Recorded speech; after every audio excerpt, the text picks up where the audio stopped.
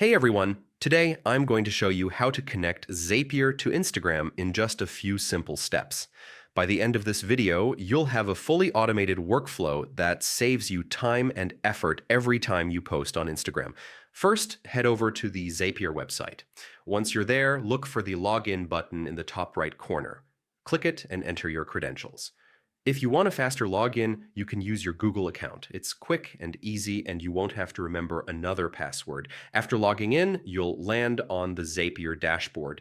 Here, find the Create button and click it. This will let you start creating what Zapier calls a Zap, which is basically an automated workflow. Next, select Zaps to begin setting up your automation.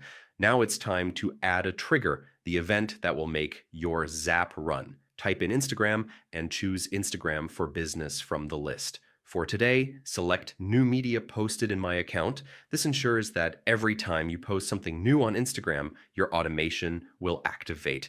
You'll then be prompted to sign into your Instagram account. Follow the on-screen instructions to securely connect it to Zapier.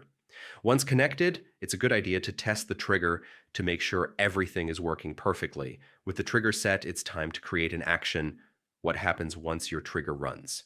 Click the Action button and choose Gmail for this example. Then select Send Email as the action. This means every time you post on Instagram, an email will automatically be sent. Sign in to your Gmail account and run another test to ensure it's working. Finally, click Publish to save your Zap and make it live. And that's it.